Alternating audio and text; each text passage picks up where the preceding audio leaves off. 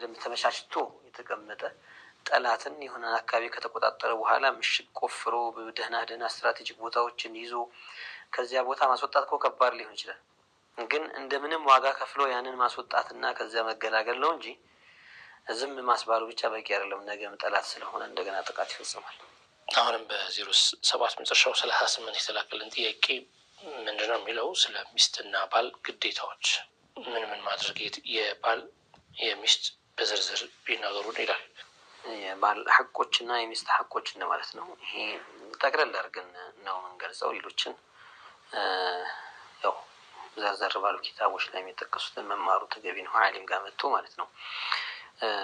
እንደ ሐቅ ባል ሚስቱ ላይ ያላት ሐቅ ያለው ሐቅ ምንድነው ከተባለ أن تطيعه فيما أمر الله ባዘዘው ነገር እሺ ልትለው። أن تطيعه في نفسها በራሷ ለሱ ሐላል ነችና ለግንኙነት በሚፈልጋት ሰዓት እንቢ ማለት ክልክል ነው። إلا إذا كانت حائضا أو نفساء أو حاملا يضرها الوطأ مثلا أو وضعت الحمل وتتضرر مثلا أو مريضة يعني ለግንኙነት ዝግጁ መሆን አለባት፣ ፈቃደኛ መሆን አለባት።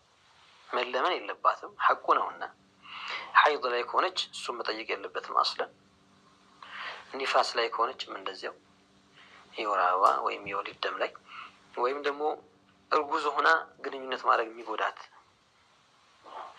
ወይም ደግሞ የምትሰቃይበት ሊሆን ይችላል። ወይም እርግዝናም ባይኖር ሐይድም የወር አበባም ኒፋስም ባይኖር ህመም ላይ ልትሆን ትችላለች። እንዲህ አይነት ጊዜዎች ላይና ሁኔታዎች ላይ ካልሆነ በስተቀር ሌላ ጊዜ تطيعه في نفسها فيما أحل الله በፈቀደው በሐራም ግንኙነት ላድርግ ቢል አትፈቅድለትም። አላህ በማይፈቅደው መልኩ ግንኙነት እናድርግ ቢላት አትፈቅድለትም። ከዚያ ባሻገር ألا تخرج من بيته إلا بإذنه ያለ ፍቃዱ ከቤቱ መውጣት የለባትም። يعني تلزم بيتها إلا إذا كان لها حاجة أو تستأذن وقرن في بيوتكن الله تعالى ለሴቶች መልካም የሆነውን ቤታቸው ላይ እርጉ ስከኑ ብሏቸዋል። ቤት ውስጥ የሚሰሩ ብዙ ስራዎች አሉ። ያኮ ብዙ ሰዎች ሚስቶቻቸውን ወደ ውጭ ልኩና ቤት ውስጥ ደግሞ ለሚጎለው ደግሞ እንደገና ደግሞ ለልጅ ተርቢያ ለምን ደግሞ ሌላ ሰው ያመጣሉ። ስለዚህ ውስጥ ስራም አለ ማለት ነው። ስራ ውጭ ብቻ አይደለም። وقرن في بيوتكن حاجة ከሌለ ባለ መውጣት ቤቷ በመርጋት ጉዳይ ካላት ባሏን አስፈቅዳ ትወጣለች። ስለዚህ ሴት ልጅ ዝም ብላ የምትወጣ የፈለገችበት መትሄድ እዛም የምትል ከሆነ ለክብሯም ጥሩ አይደለም።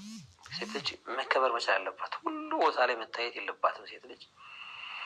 ከዛም እዛም መታየት ለሴት ልጅ ክብር አይደለም። ሴት ልጅ ሐያዋ ሂሽማዋ አደቧ ስርዓቷ ነው ክብር የሚሰጣትና ያንን ደግሞ እንደው በስንት ጊዜ አንዴ ስትታይ እንጂ ሁሉ ጊዜ መንገድ ለመንገድ ስትዞር ስትታይ አይደለም ክብሯ የሚጠብቅላት። المرأة عورة فإذا خرجت استشرفها الشيطان ይላሉ ነብዩ ሰለላሁ ዐለይሂ ወሰለም። ሴት ልጅ አውራ ነች ስትወጣ ሸይጣን ትኩረት ይሰጥባታል። በካሜራ እንደሚከታተል ልክ እንደ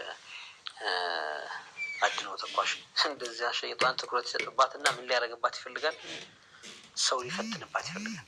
እንደዚህ አርጊ ትመጪዋለች ማለት ነው። አዎ በደም ሰው ማጥበጃ ትሆናለች እና አካሄዷን እንድትቀይር አነጋገር ዘይቤዋን እንድትቀይር የሆነ ነገር አክት እንድታሳይ ፈትኝ ይላታል። ወልዒያዙ ቢላህ ያቸው እነዛ ወጣቶች እነዚህ ወንዶች እንደዚህ እያዩሽ ነው እንደዚህ አርጊ ምን ማድረግ ያረጋታል? መፈተኝ ያረጋታልና ከእንዲህ አይነት ፈተና ሰውን ከመፈተንም ራሷን ለመጠበቅ ሐጃ እስከሌላት ድረስ አለመውጣትና ቀራር ፊል በይት ስለዚህ ታስፈቅዳለች። ባሏ መብት አለው ይሄንን ነገር በቃ ቤትሽ ተቀመጪ ሐጃ ሲኖርሽ ብቻ ነው የምትወጪው ነገርሽን ካላት እሺ ማለት አለባት። ይሄ ሐቁ ነው።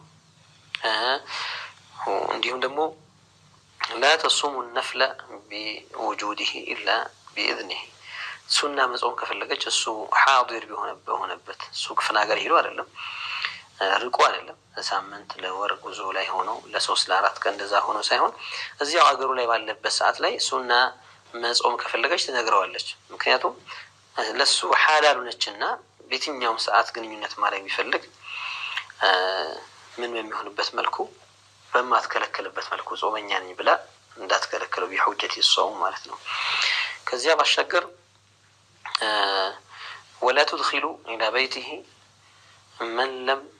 ما لا يحبه او من لا يحبه من لا يرغب بادخاله او في ادخاله መግባቱን ማይፈልግ ቤቱ እንዲገባ ማይፈልግን ሰው ማስገባት የለባትም። ከሷ في بيت زوجها والمرأة راعية في بيت زوجها ومسؤولة عن رعيتها بلو النبي صلى الله عليه وسلم. المرأة راعية في بيت زوجها ሴት ልጅ በባሏ ቤት ውስጥ ኃላፊ ነች። ስለዚህ ኃላፊነት ደግሞ ትጠይቃለችና የባሏን ክብር የሚጠብቅ መልኩ ነው ሰውን ቢመጣ ወይም ሰውን ኑ ብላ መጥራትም ማስተናገድም ያለባት የባሏን ክብር በሚመጥን መልኩ እንጂ ወይሱ ማይፈልገውን ሰው ማይወደውን ሰው ቤቱ እንዲገባ ማይፈቅድለትን ሰው በይለበት አስገብታ የሱን ክብር መንካት የለበትም። حتى ولو كانوا اقرباء ዘመዶቿ ሊሆኑ ይችላሉ። ምናልባት አንዳንድ ጊዜ ዘመዶቿ ለሱ አዛ ሊሆኑ ይችላሉ። እሱ አይፈቅድም። ስትፈልጊ ሄደሽ ትዘይሪያቸዋለሽ። ግን በተለይ ቤቴ እንዲመጣ አልፈልግም ወይ ከሊት እንድትመጣ አልፈልግም ጓደኛ ልትሆን ትችላለች።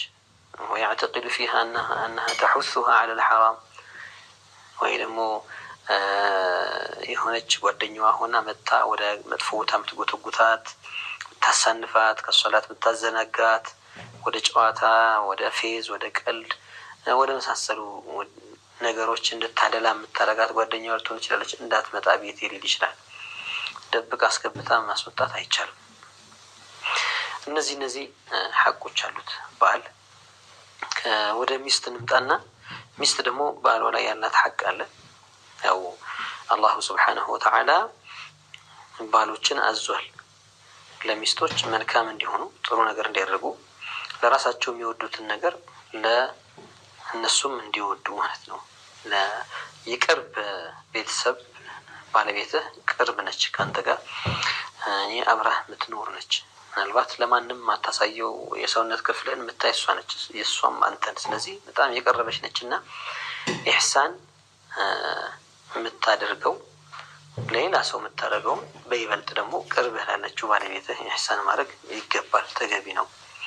ስለዚህ ባል እንደ ውጁብ እንደ ግዴታ لابد أن يسكنها مسكنا يليق بها حق አላት ለሷ ላይቅ ሆነ ለሷ የሚገባት ሆነ መኖሪያ ቤት ውስጥ ሊያኖራት ይገባል። ለሷ ላይቅ ሆነ ሲባል የሷ ሁኔታ ይታያል። የከሷ ሁኔታ ጋር ሚሄድ ማለት ነው። ላሸክ የሱ ማቀም ይወስናል። ነገር ግን አቀሙ ያለው ከሷ ጋር የማይመጣጠን ለሷ የማይመጥንን መኖሪያ ማድረግ የለበትም። وأن يسكنها بيتا وحدها ليس مع أمه ولا مع أبيه ከእናቱ ጋር ከአባቱ ጋር አንድ ላይ አድርጎ ሳይሆን ለራሷ የራሷ ቤት እንዲኖራት ማድረግ። የራሷ ሲባል ሚልክ የሷ ባይሆንም ሚልኩ የራሱ ሊሆን ይችላል፣ ተከራይቶም ሊሆን ይችላል። ሚልክም ባይሆን